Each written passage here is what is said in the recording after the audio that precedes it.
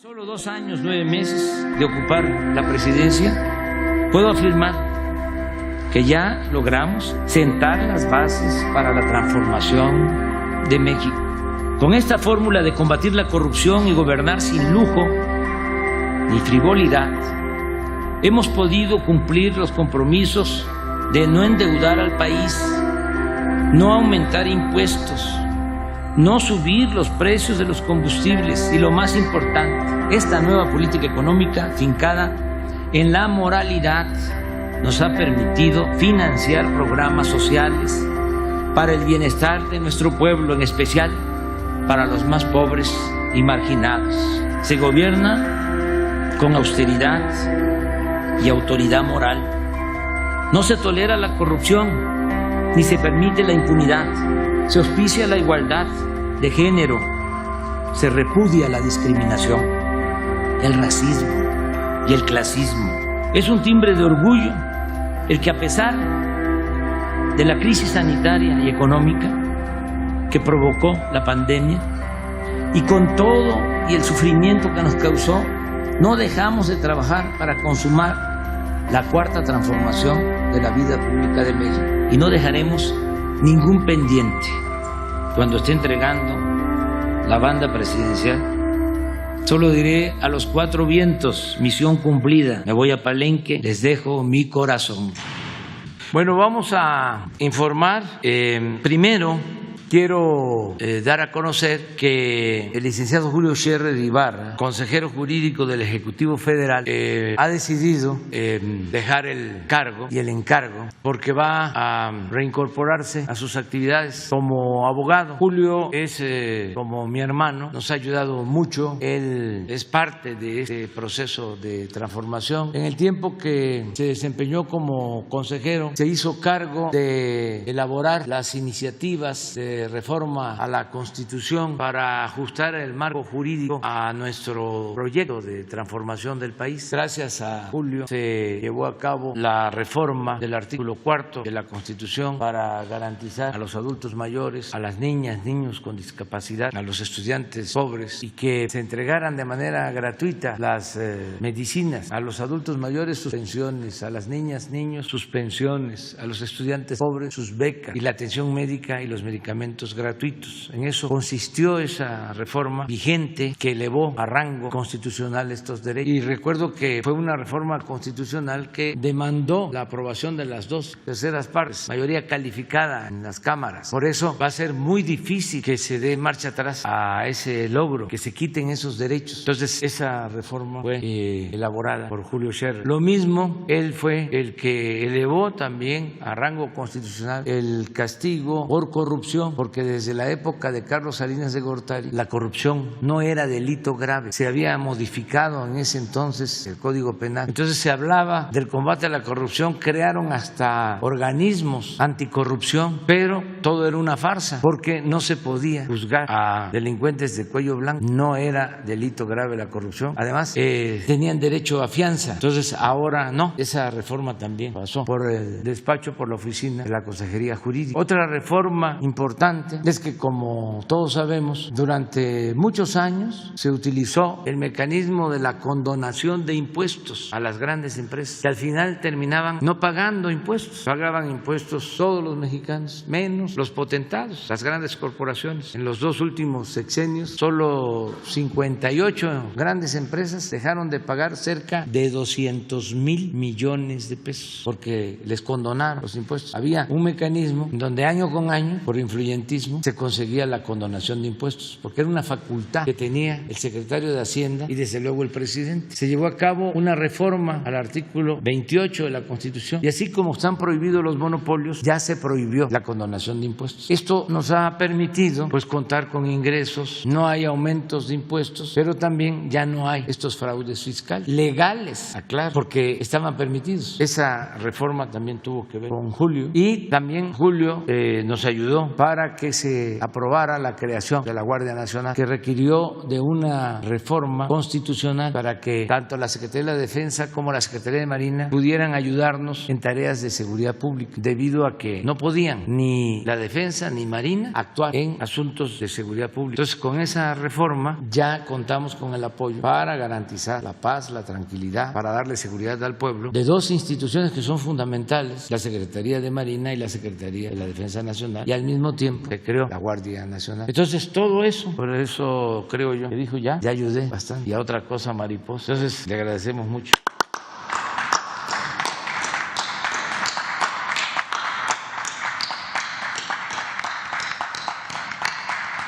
Y he tomado la decisión de invitar como consejera jurídica a quien ya me ayudó también como consejera jurídica cuando me desempeñé como jefe de gobierno en la ciudad. Estela Ríos ya fue conmigo consejera jurídica del gobierno de la Ciudad de México del 2000. María Estela Ríos González, ya la vamos a presentar. Es egresada de la Facultad de Derecho de la Universidad Autónoma de México y tiene maestrías en Ciencias Políticas en la UNAM, pero además ya ha trabajado con nosotros desde hace un poco más de 20 años. Es una profesional, es una gente con principios, con ideales, honesta y tiene toda la experiencia. Esa es la información que estamos dando a todo el pueblo de México el día de hoy. Y ahora pasamos, antes tengo el informe, otra medalla para México. Juan Pablo Cervantes llevó bronce en 100 metros de 54, que es la medalla 14 de los Juegos Paralímpicos. Es un orgullo para todos los mexicanos lo que están haciendo nuestros representantes, nuestros deportistas. 14 medallas. Pues también un aplauso para ellos.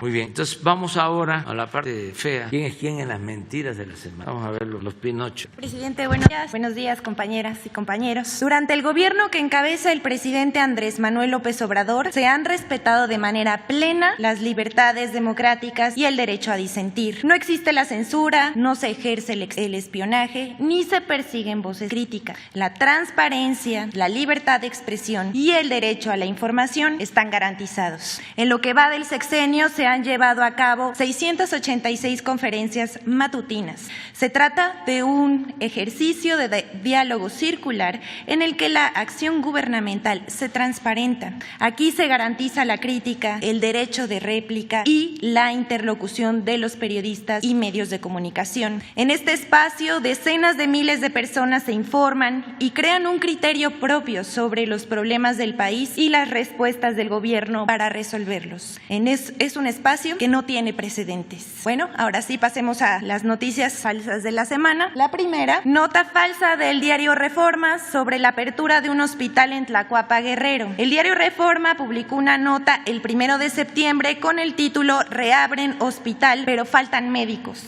En la nota se señala que el hospital de Tlacoapa, Guerrero, inaugurado por el Instituto de Salud para el Bienestar el 13 de julio, solo brindaba consultas básicas. Esta nota es falsa, puesto que no es verdad lo que afirma, además de ser información que ya había sido publicada por otros medios y que el INSABI ya había aclarado con anterioridad. El hospital de Tlacoapa fue destruido por el huracán Ingrid y la tormenta tropical Manuel en septiembre de 2013. El gobierno de Enrique Peña Nieto comenzó su construcción, pero no lo concluyó, como otros más de 300 hospitales y clínicas que dejaron a medio hacer.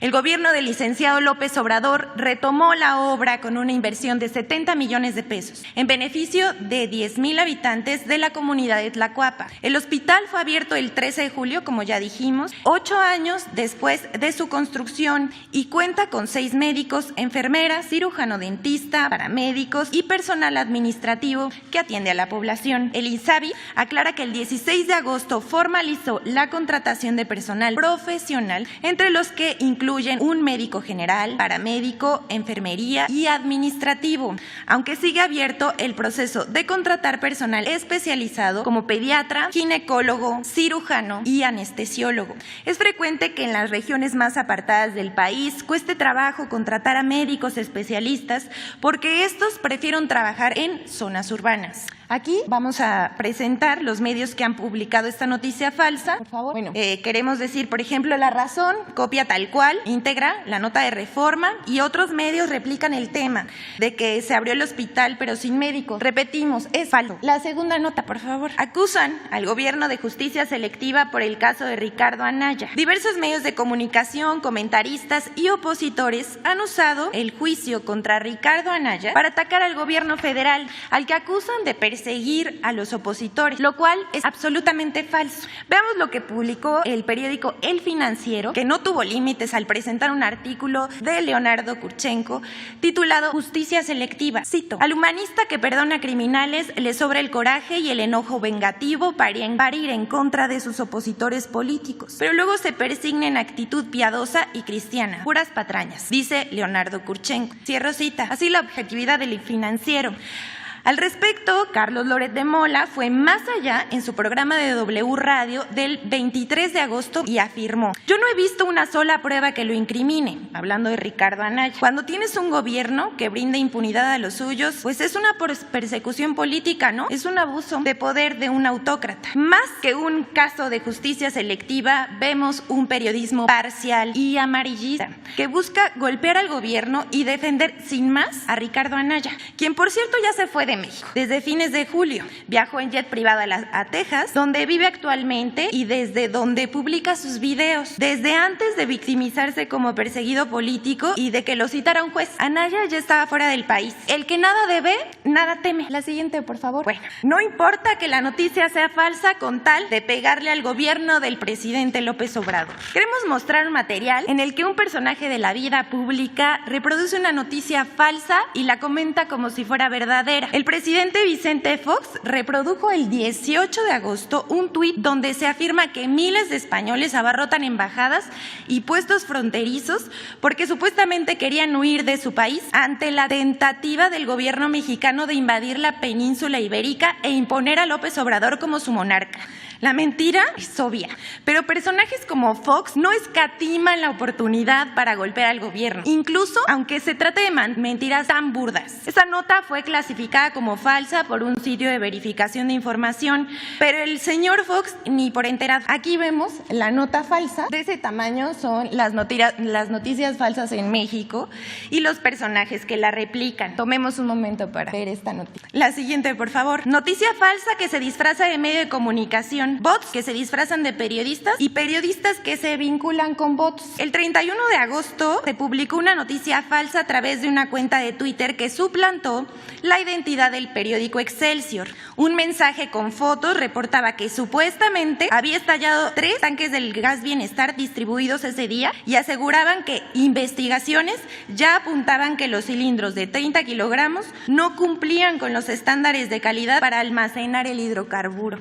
Vemos en la siguiente, por favor. Bueno, el video, también hay 4 fotos, pero también hay un video que se muestra como el supuesto accidente de gas Bienestar corresponde a un video árabe publicado el día 28 de agosto de 2021, disponible en la siguiente liga. Lo vamos a estar poniendo en las redes sociales para que ustedes tengan acceso a ella. Aquí la cuenta y la anterior, por favor. Aquí la cuenta y la información son falsas.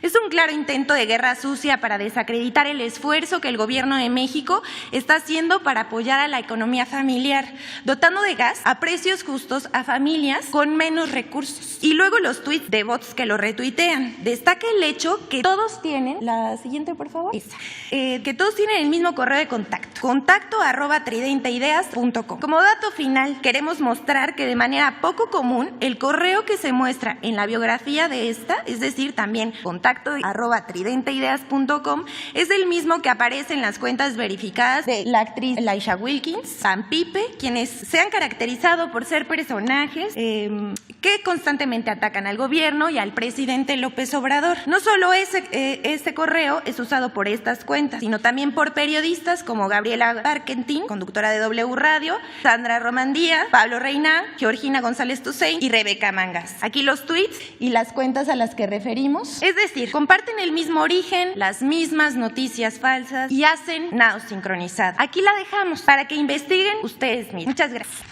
Gracias, presidente. Los dos tenemos pendientes. Bueno, pero vamos con los dos y luego con los pendientes. Gracias, presidente. Buenos días. Preguntarle sobre la caravana de migrantes que hay en el sur del país, hasta dónde va a llegar el gobierno para la contención. Ayer usted mencionaba en su informe que fueron sancionadas estas dos agentes del instituto que agredieron a un migrante, pero hemos seguido viendo pues escenas fuertes de confrontamiento entre los migrantes y los agentes.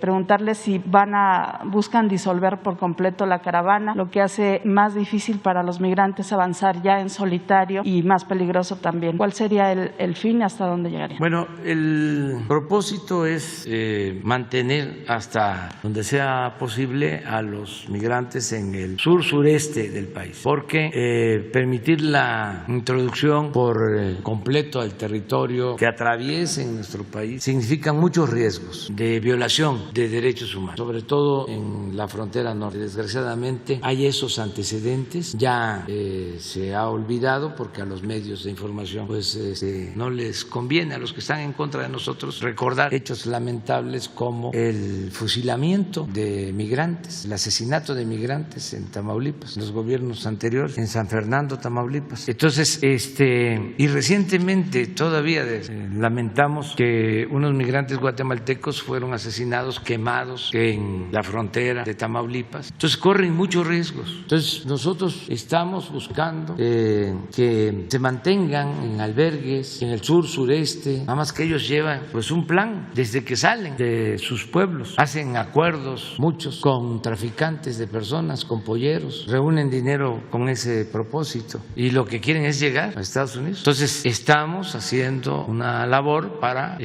contener la afluencia migratoria hasta donde podemos y al mismo tiempo seguimos insistiendo con el gobierno de Estados Unidos y yo espero que esto ya se atienda lo más pronto posible para que se actúe y se les dé opciones a los que por necesidad tienen que abandonar sus pueblos. ¿Y cuáles son esas opciones que deben de aplicarse ya? El que se extienda el programa Sembrando Vida a Guatemala, a Honduras, a El Salvador, que se haga lo que se está realizando en Chiapas. En Chiapas estamos sembrando 200,000 hectáreas de árboles frutales y maderables y están trabajando 80,000 sembradores. Entonces, eso mismo se debe hacer en Guatemala. De inmediato empezar a ofrecer apoyos para cultivar la tierra. 200,000 hectáreas para empezar. Primera etapa. 80,000 empleos. Y lo mismo en Honduras. Otras 200,000 con otros 80,000 sembradores. Y lo mismo Salvador. 200,000 hectáreas, 80,000, 240,000 empleos, a más tardar en 6 meses. Segundo, jóvenes construyendo el futuro. Se benefician en Chiapas 30,000 que reciben un salario mínimo. En el caso de Sembrando Vida es garantizarles un jornal, son empleos. Esos 30,000 jóvenes que ahora están trabajando como aprendices en Chiapas, eso se replica y son 30,000 para Guatemala, 30,000 para Honduras, 30,000 para El Salvador, 90,000. Y 240,000, 330,000 empleos. Pero en 6 meses, ya. Y esto con un complemento que es muy importante, un compromiso del gobierno de Estados Unidos de que a los que se inscriban en estos programas, de estos 330,000, en una primera etapa, van a tener en un tiempo adecuado cuando se ordene el programa, visas temporales de trabajo aseguradas para que puedan ir, trabajar 6 meses y regresar a ver sus plantaciones, regresar a sus actividades en Centroamérica. Esto que les estoy planteando, así se lo voy a volver a plantear al presidente Biden. La semana próxima, más tardar, le envío una carta, porque no podemos solo estar deteniendo, reteniendo. Hay que atender las causas. La gente no sale por gusto de sus pueblos, no abandona a su familia por gusto, lo hacen por necesidad. Entonces, no es conveniente solo fincar el plan migratorio en el pie de la contención, porque queda cojo. Se requiere la cooperación para el desarrollo. Los dos pies. Se necesita que haya inversión en Centroamérica. Eso es lo que estamos planteando. Ahora que fui a Tapachula, en la reunión que tuvimos, ese fue mi mi planteamiento. Y di instrucciones de que se respetaran los derechos humanos, de que no se golpeara, no se lesionara y que mucho menos se fuese a agredir y que perdieran la vida migrantes. Entonces estamos trabajando en esto y vamos a seguir avanzando con ese propósito, porque mientras no se atiendan las causas, es lo mismo que decían aquí los tecnócratas neoliberales corruptos. Siempre que hablábamos de atender las causas, lo que originaba o origina la violencia, siempre nos decían sí, eso está bien, el que haya empleo, el que se atienda a los jóvenes, sí, pero ¿qué van a hacer? Pues eso, sí, pero eso lleva mucho tiempo. Pues sí, pero hay que iniciarlo, no hay que esperarnos, aunque lleve tiempo, porque eso es ir al fondo del problema. La paz es fruto de la justicia, la tranquilidad, y no se puede enfrentar la violencia con la violencia y no se pueden resolver problemas sociales con medidas coercitivas. Es elemental. Entonces ya hay que hacer algo diferente, una política migratoria fincada en la cooperación para el desarrollo, que desaparezca por completo lo del Plan Mérida. ¿Para qué queremos que nos manden helicópteros artillados como lo hacían antes? ¿Qué pasa? Que ya los medios ya se olvidaron de todo esto, ¿no? Pero ahí debe estar en el Reforma y en el Universal deben de aparecer las fotos, o en Radio Fórmula, que ahora nos cuestionan muchísimo de todo, hasta si me está creciendo la panza, que mueva yo la pancita, o el botonazo. Entonces, nada más que de eso ya no se habla. Acuérdense, porque ustedes son periodistas, comunicadores, acuérdense, no lo olviden, no hay texto sin contexto. Sé muy bien que no es un asunto de ustedes, es de los machuchones, de los de arriba, que están molestos porque recibían del gobierno mucho dinero para publicidad y entonces están muy enojados los de arriba. Imagínense, no solo les daban dinero de publicidad, sino contratos de obras a los dueños de los medios de información, pero muchísimo dinero y muchas canonjías. Entonces ya todo ese dinero, pues eso es lo que se está destinando a ayudar a la gente humilde, a la gente pobre. Entonces los tiene molestísimos, por eso las campañas, ¿no?, de mentiras, pero les ofrecemos disculpas, vamos a seguir, porque esto es parte de la transformación. Nada dañaba más a México que la corrupción, nada. Y esa corrupción era solapada, por decirlo menos, por los medios de información, con honrosas excepciones, porque ni modo que trataran antes los temas migratorios como los tratan ahora. Esto de que dejaron en el abandono los hospitales, pues nunca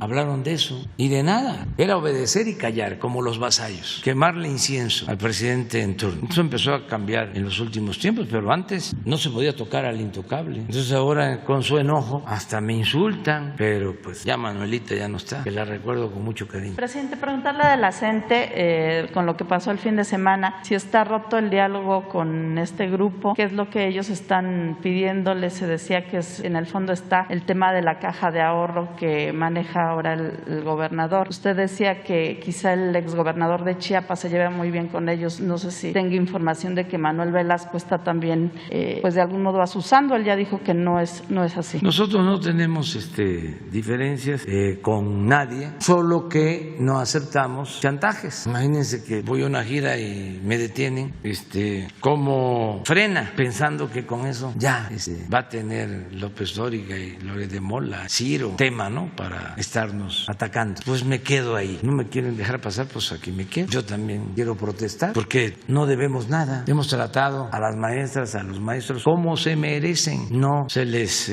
insulta, no se les desprestigia, no se les reprime. Así era antes. Y los medios callaban, hasta aplaudían. Habían campañas en contra de los maestros. Le echaban la culpa a los maestros de la baja calidad en la educación. Recuerdo que el periódico Reforma, para que vean cuánta ética aplican estos medios a finísimas personas que son. Me acuerdo que una vez sacaron 8 columnas en el Reforma. A lo mejor por ahí la encuentras, nada más que va a estar difícil porque ya lleva como 6 años. ¿Qué pasa? Que yo no odio, pero no olvido. Y ya soy mayor de edad, ya estoy chochando, pero me funciona muy bien la memoria. Un encabezado del Reforma: un maestro de Oaxaca gana 600,000 pesos mensuales. Imagínense eso. Nunca se atrevieron a poner 8 columnas diciendo: un expresidente de la República recibe una pensión de 5 millones de pesos mensuales en total. Nunca.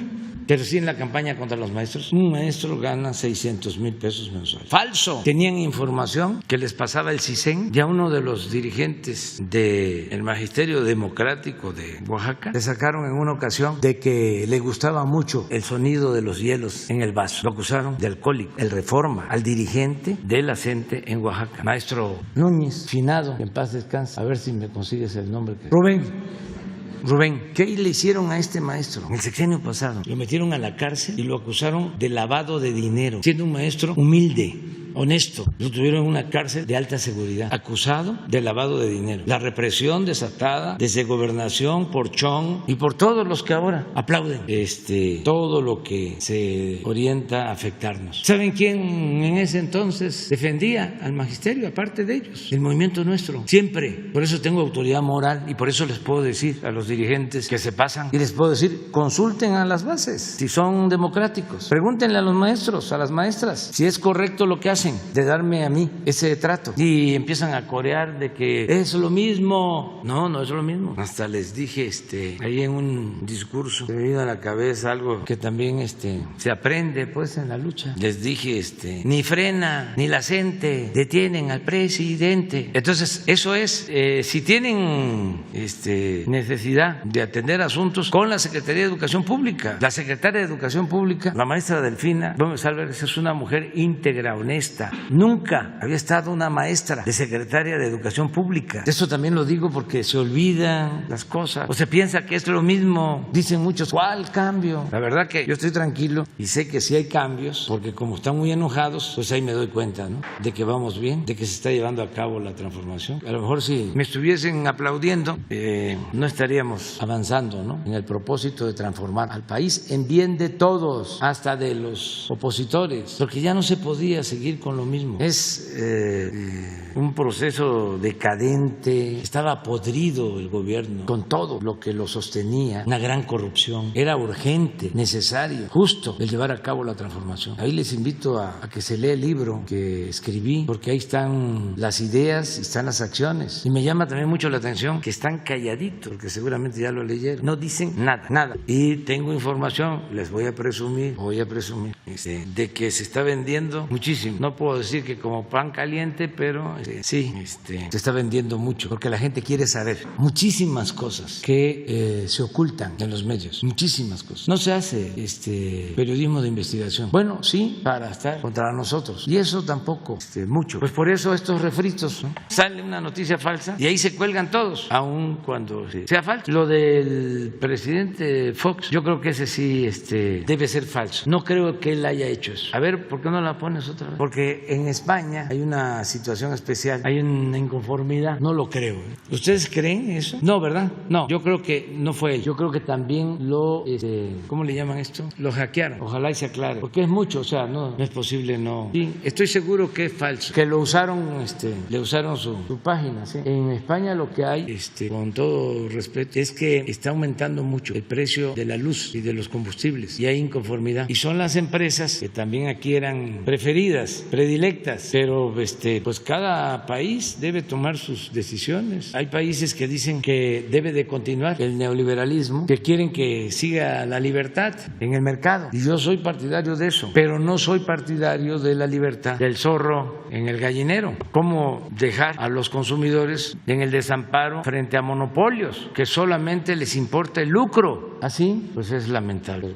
A mí me tienen pues un poco de coraje quienes votaron por el presidente Fox creyendo de que iba a haber un cambio. Entonces a nadie le gusta que se les señale que se equivocaron. Entonces, en vez de rectificar y de no caer en la autocomplacencia y de asimilar de que es de sabios cambiar de opinión, siguen aferrados. Y ahí sí que, como diría el mismo presidente Fox, ¿y yo por qué? ¿Qué tengo yo que ver para que se enojen conmigo? Adelante. Buenos días, Eduardo Esquivel Ancona, de SDP Noticias. Mi primera pregunta quisiera decirle, hay un diferendo entre el gobierno de México con los Estados Unidos, y Estados Unidos también lo tiene con Canadá dentro del TECMEC, en la industria automotriz, sobre las reglas de origen.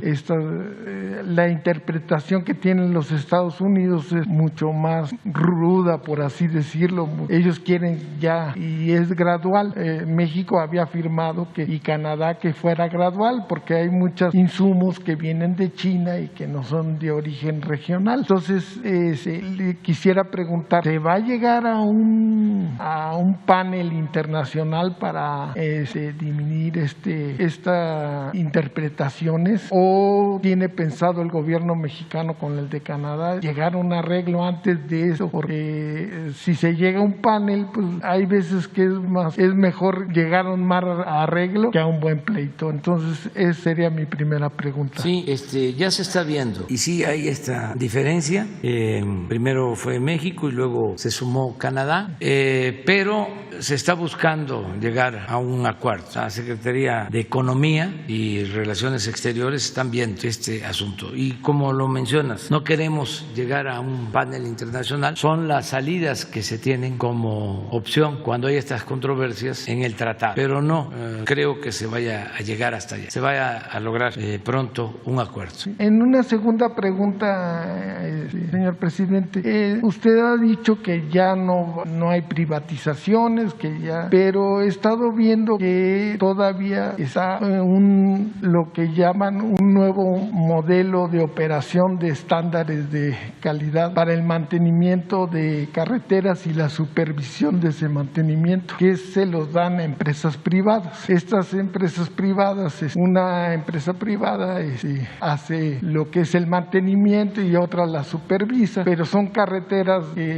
concesionadas al Fondo Nacional de Infraestructura, al FONADIN. Entonces, sigue habiendo esta privatización que afecta a los trabajadores de CAPUFE, porque pues, si estas empresas dan ese mantenimiento, pues ya a los trabajadores de CAPUFE pues los hacen a un lado. Entonces, quisiera saber si estamos frenando. Ayer lo dije, paramos en seco todas las privatizaciones, porque era excesivo en todo, en Pemex, en la industria eléctrica, en comunicaciones, bueno, hasta en los reclusorios, en el agua, en todo. Y en el caso de las carreteras se firmaron convenios de mantenimiento por varios años que se tienen que estar pagando. Ahora estamos revisando esos convenios y procurando que ya no haya ese mantenimiento privado, que en efecto se fortalezca CAPUFE. ¿Y ya no habrá entonces licitaciones para dar las concesiones? No, ya la instrucción es que no se privatice nada, que se fortalezca CAPUFE, que se había quedado rezagada como empresa.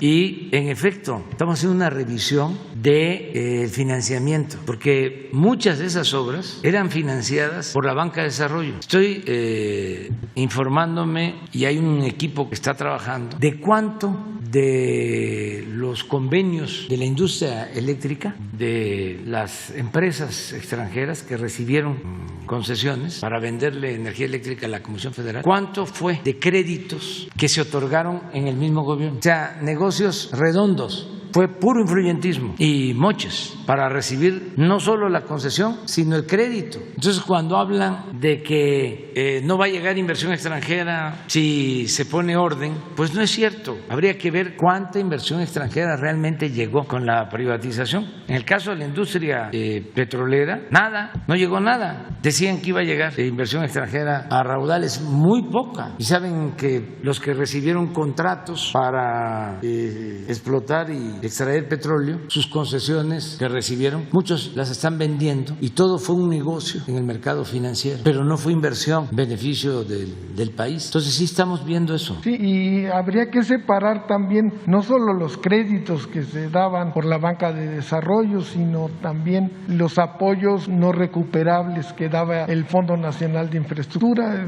Dieron muchísimo, sí, y a estas empresas españolas.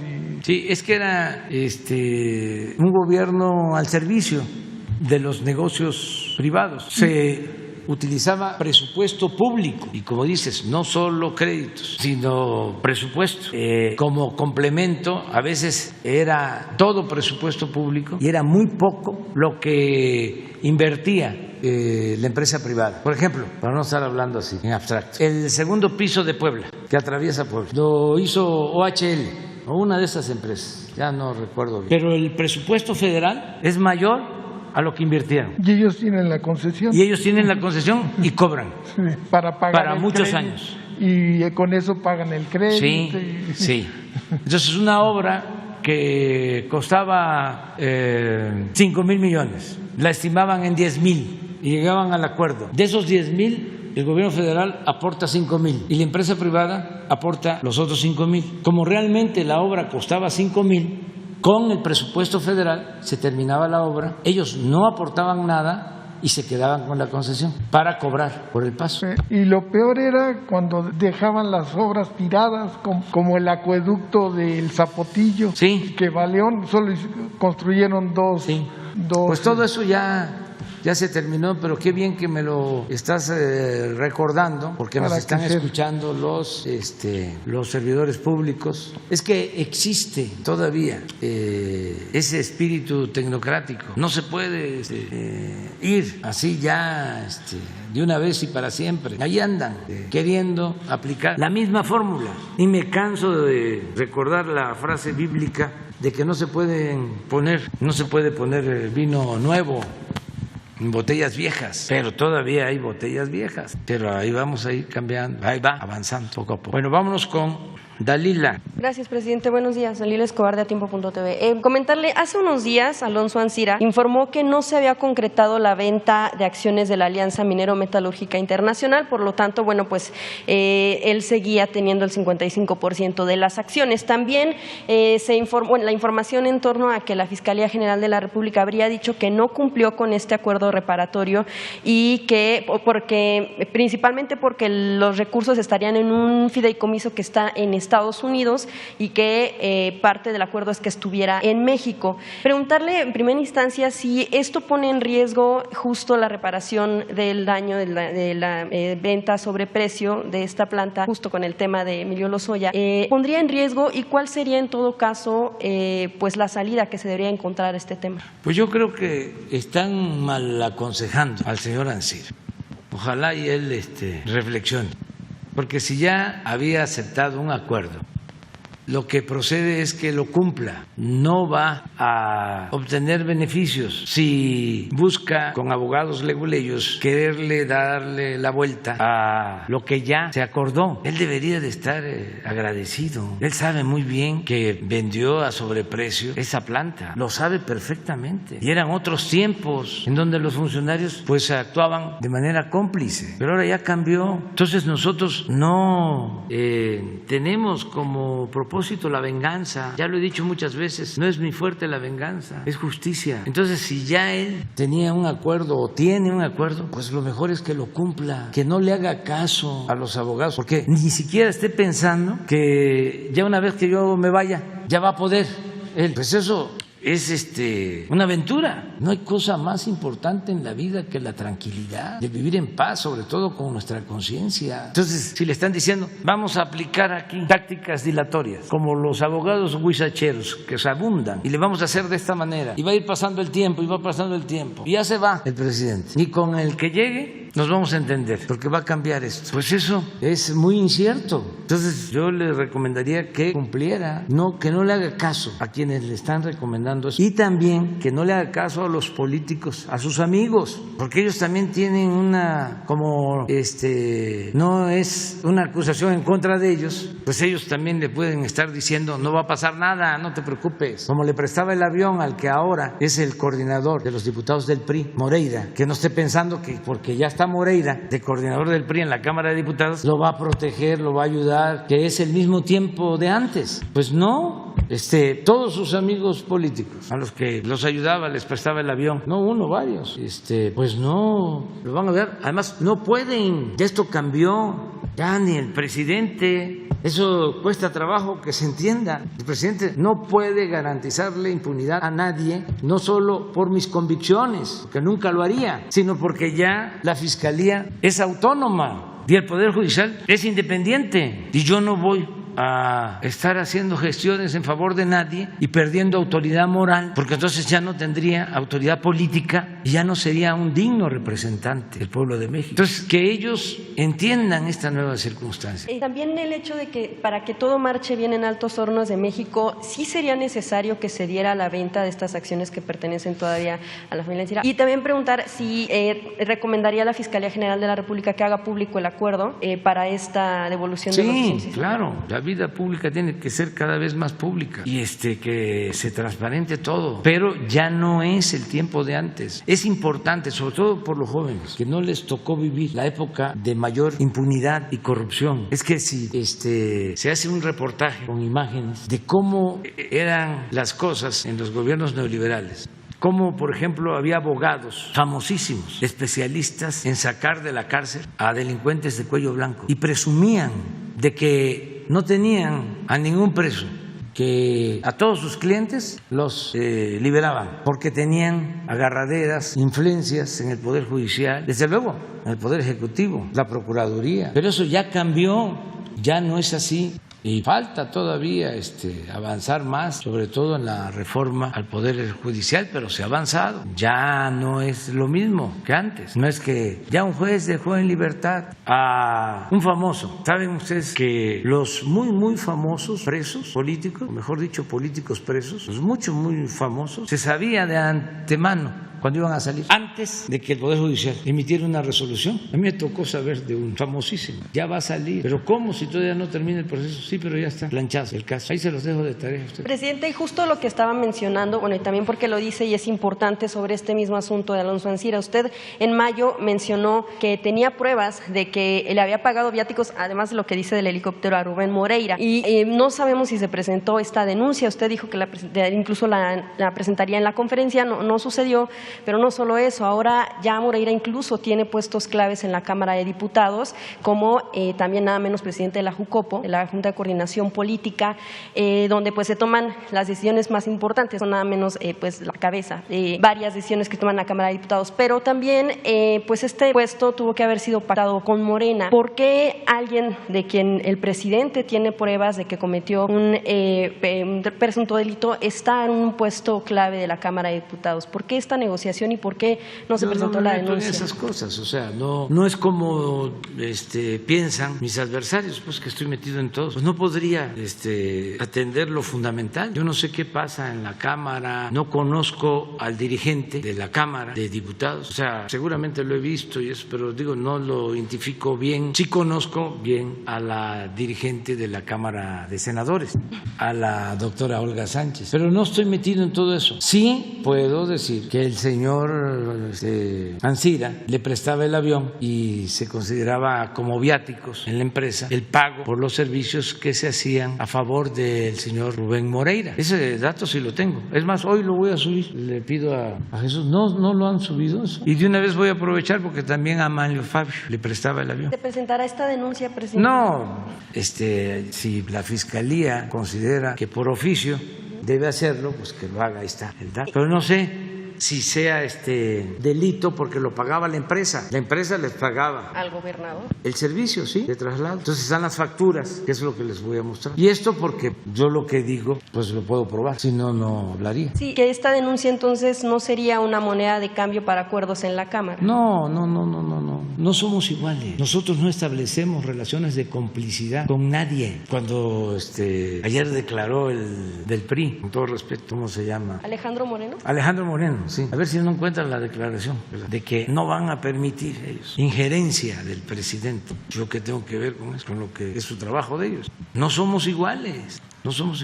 A ver si la encuentran. Nada más le mando a decir que o no me conoce o lo malinformaron. Es que yo me levanto muy temprano, me arreglo, salgo a la reunión de seguridad a las 6 de la mañana, de 6 a 7. Estoy atendiendo todo, atento, junto con el Gabinete de Seguridad, de todo lo que pasa. ¿Qué pasó ayer en Ocosingo? Que tienen retenidos, y aprovecho para decirles que los liberen a 2 miembros de la Guardia Nacional, porque se detuvo a quienes estaban traficando con migrantes. Entonces, en represalia, detuvieron a 2 miembros de la Guardia Nacional. Y entonces, pues no deben de actuar así. Entonces, todas estas cosas, o el informe que se tuvo sobre damnificados por Nora, que vamos a ayudar, el avance que llevamos en la atención a damnificados de Veracruz. Ya tomamos la decisión que a todos los afectados se les va a entregar un apoyo para rehabilitar sus viviendas, y se va a entregar también un apoyo a los que perdieron sus cosechas, y el Ejército y la Marina van a seguir apoyando con víveres. También hoy se nos presentó un informe de que se siguen entregando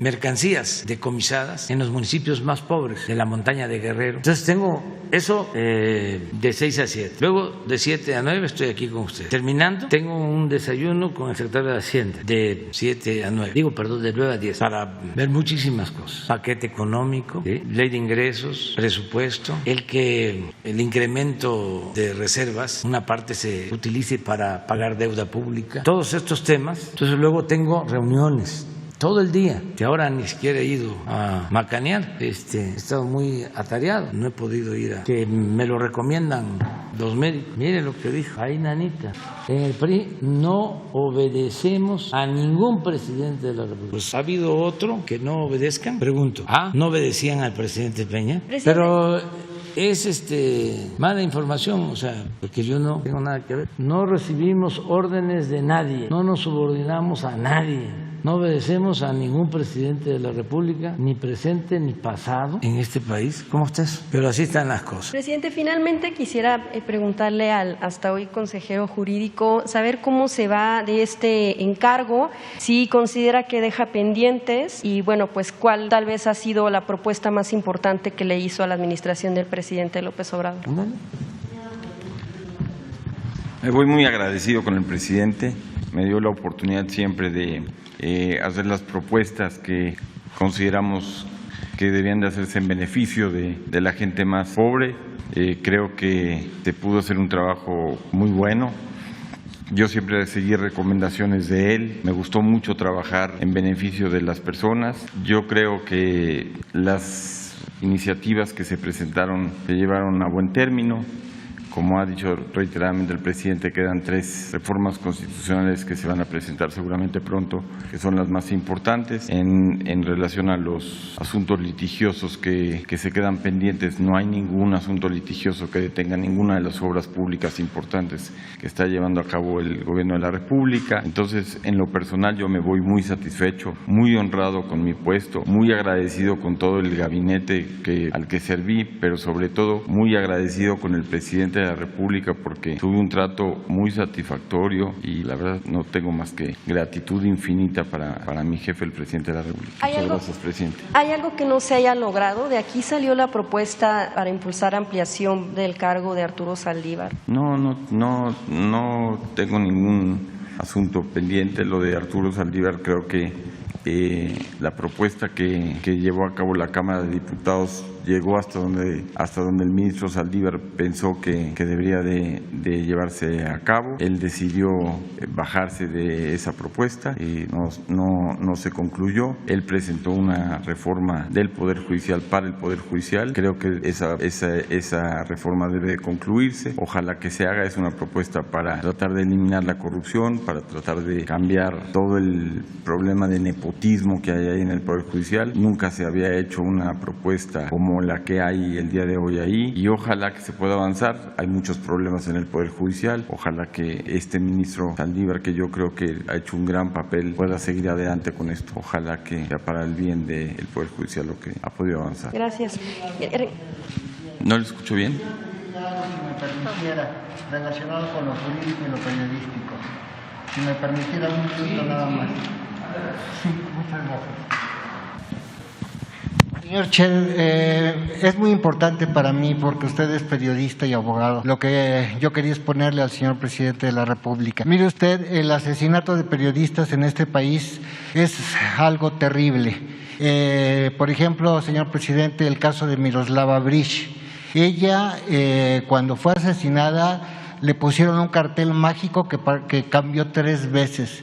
La primera vez decía por lenguaraz, la segunda vez por lengua larga y la tercera vez para que aprenda tu jefe Javier Corral. 3 veces cambió el cartel. Después, la Fiscalía Especial para Delitos contra la Libertad de Expresión compró a un testigo, lo torturó, lo hizo confesar que su padre era el que había sido el asesino material de Miroslava Breach. Entonces estamos indefensos porque tanto el mecanismo para la protección de periodistas, que depende de la Secretaría de Gobernación, como la Fiscalía Especial para Delitos contra la Libertad de Expresión están totalmente corrompidos. Entonces yo quisiera pedirle al colega Scherer que desde la iniciativa privada donde va nos ayudara con este mecanismo de protección a periodistas, porque están asesinando a 3 compañeros cada mes y es algo que puede cambiar en el segundo trienio del presidente López Obrador. La segunda también va a ser muy breve, pero también quisiera pedirle su ayuda. El presidente ha ordenado un acuerdo para la liberación de personas torturadas, para las personas que llevan mucho tiempo en prisión. Uno de ellos, señor presidente, es un policía que se llama Herón, que usted condecoró como policía de élite. Después, Genaro García Luna le inventó un delito de secuestro. Lleva 16 años en prisión. No tiene sentencia. Su hija era una bebé que ahora es una eminente criminóloga. El Poder Judicial en México, señor presidente, señor Scherer, no solamente, por supuesto, me refiero al Poder Judicial Penal, no solamente es uno de los ejemplos más graves de corrupción en este país, sino también de estupidez. No hay investigaciones. Los jueces son de consigna. Ahí están los jóvenes que metió a la cárcel Isabel Miranda de Wallace. Yo quisiera, señor presidente, que usted leyera una carta que le dirigieron a Los Ángeles Press, a algunas de esas víctimas, con una ortografía excelente, con una letra limpia. Cualquier perito diría, este señor no puede ser un criminal, pero hay un hermano en un penal de la República y otro penal en otro penal. Termino, perdonando la emoción. Es necesario, el yunque está muy alebrestado, está muy arriba. Ahorita que la señora Margarita Zavala está ocupando un lugar en el Congreso. Se les olvida a ella y a Lía Limón que hay 49 niños muertos por el sistema de guarderías subrogadas que ella le dio a sus familiares. Hay que parar esto. Es un peligro para la seguridad nacional. Y a Julio le pediría que desde donde esté, desde la iniciativa privada, no deje de ayudarnos en este mecanismo de protección a periodistas, en que las investigaciones sean serias y también en que participe de alguna manera desde la iniciativa privada en este consejo que se va a formar, en el que podrían participar la Universidad Iberoamericana, que financió presunto culpable y que desnudó la corrupción del Poder Judicial, y finalmente la Consejería Jurídica de la UNAM. Muchos ciudadanos, muchos abogados estarían dispuestos a ayudarle, señor presidente, porque confiarlo a los jueces y magistrados que hoy integran el Poder Judicial es poner esto en manos de un sistema podrido. Gracias a Julio Scherer y gracias, señor presidente. Si a título personal el presidente me lo autoriza, yo voy a seguir ayudando en lo que se pueda, siempre sirviendo al presidente y siempre sirviendo a este gobierno en el que confío plenamente. Gracias, presidente. Bueno, ya habíamos hecho el compromiso, tenemos el compromiso, le pedimos a Alejandro Encinas que llevara a cabo una revisión de todo esto que heredamos, estos mecanismos de protección, para ver si funcionan. A mí me estimula mucho de que haya gente como tú, porque eso significa que hay esperanza, con claridad, exponer las cosas y buscar salidas y tener confianza. Nosotros podemos dilatarnos, puede tardar como la justicia, ¿no? Que a veces tarda, pero llega. Pero tenemos voluntad de hacer bien nuestro trabajo, de que no haya impunidad y proteger a todas las personas, proteger la vida, que es el principal de los derechos humanos. Sin embargo, hay rémoras, hay cosas que quedaron muy mal, que todo se echó a perder, se pudrió por el influyentismo, por la corrupción. Entonces, vamos a pedirle a Alejandro Encinas que trabajemos, lo dijiste muy bien, nos faltan 3 años. Claro, si si la gente así lo decide. Y ayer decía yo que no había que ser soberbios, ¿no? Depende de la naturaleza. Yo soy el presidente de más edad que ha habido en la historia, presidente constitucional. Hay dos que no fueron electos y que sí tienen más edad que yo, pero de los electos, los que se aceptaron mediante procesos legales, legítimos, soy el de más edad. Entonces tiene que ver con la naturaleza. Antes se decía de que don Adolfo Ruiz Cortines, que fue un buen presidente, le decían el viejito, y resulta que don Adolfo era menor que yo cuando llegó a la presidencia, tenía menos años que yo. Entonces por eso hablo de la naturaleza y hablo de la ciencia y hablo del creador. No solo que lo decide el pueblo, sino también la naturaleza, la ciencia y el creador, que no puede, ayer lo dije, eso no lo tenía escrito, lo improvisé, de que no puede uno ser soberbio. Si hay una de las cosas que me gustan del rito católico es el de arrodillarnos. El que es católico se arrodilla, porque ese es un acto de humildad. Decía un liberal, nigromante, decía, y era anticlerical. Yo decía, yo me arrodillo donde se arrodilla el pueblo. Entonces, bueno, si terminamos, vamos a consumar la obra de transformación. Y este es un asunto que, como tú dices, nos faltan 3 años y que podemos dejar bien. Que no haya impunidad, que no haya injusticias, que se proteja a los dirigentes sociales, a los periodistas, que no haya estos asesinatos, que haya justicia. Entonces todavía tenemos eso por delante. Y tengo confianza porque Adán es abogado también y tiene dimensión social, no solo es abogado, es un hombre que lucha por la justicia, que tiene buenos sentimientos, eso ayuda mucho. Luego Alejandro Encinas está probado que es un hombre recto, que protege los derechos humanos. Y así, y es muy buena tu propuesta, por ejemplo, que Julio y otros abogados, otras personas de buenos sentimientos, que nos ayuden y que entre todos podamos elaborar un plan, una nueva forma de enfrentar este asunto, este problema lamentable, ¿no? Muy bien. Falta Daniel Blancas. Gracias, presidente. Buenos días, Daniel Blancas. Solamente brevemente a Julio. Si esta despedida o por esta despedida se descarta, al menos en este gobierno, que usted vuelva a tener un cargo público, ya no sea en el Ejecutivo, sino en el Judicial o en algún otro órgano. ¿Está descartando con este adiós su vuelta a la vida pública en algún otro órgano? Uno bueno, no debe decir en política, ¿no? Solo cuando se llega ya al final, ¿no? Que lo más conveniente es jubilarse, porque también no solo es la edad, ¿no? Sino cuando no se sabe uno retirar a tiempo, porque hay veces que es mucho el apego al poder y eso hay que dominarlo, traer a raya las ambiciones en lo personal. Yo, por ejemplo, me voy a retirar en definitiva y no vuelvo a saber nada, eso lo tengo ya claro. Ya dije, sí, concluyo en septiembre del 24 y ya, se acabó. A otra cosa, mariposa, a ver las mariposas, admirar las mariposas. Me gustaría escuchar y en el caso de Julio, pues tiene toda una vida, él puede seguir participando. No sé si tenga algo que decir, Julio. Si usted me permite, yo preparé un pequeño texto que yo quisiera leerle. Dice: la trayectoria de Andrés Manuel López Obrador ha estado marcada por la firmeza en sus convicciones, la honorabilidad y el compromiso incuestionable por el pueblo al que con tanta dignidad representa. México es la razón a la que se debe la patria de sus amores. En nuestras circunstancias, durante más de 2 décadas, conocí al primer mandatario tanto como un hombre puede conocer a otro. En las complejidades de la amistad, lo expreso sin presunción, conozco la profundidad de un ser humano extraordinario. Tuve la oportunidad de acompañarlo en tiempos aciagos, perseguido desde las distintas facciones del poder, y tuve también la suerte de recibir su invitación para sumarme al proceso de transformación que hoy encabeza. El presidente me encomendó dar sentido a la concepción más pura del derecho, poner la ley al servicio del pueblo en búsqueda de la justicia social de un país tan desigual que hoy necesita justicia. Desde la lealtad, oxígeno entre la gente que se quiere, acordamos la elaboración de las reformas que hoy son base de este proyecto de nación. Hoy el ciclo se ha completado. Esa es la razón por la cual doy por terminada la máxima distinción en mi carrera profesional: el trabajo hombro a hombro junto al presidente de México como su consejero jurídico. Desde la Consejería Jurídica atestigué la batalla diaria que el presidente López Obrador emprendió para que los mexicanos mexicanos vivamos orgullosos de ese nuestro gobierno, de nuestra nación y de nosotros mismos. A partir de hoy lo haré desde otro lugar. No son palabras ligeras, nacen desde el corazón, presidente. Hay compromisos finitos, los de la lealtad y los de la amistad son irrenunciables. Mi gratitud para cada uno de sus colaboradores, pero para usted,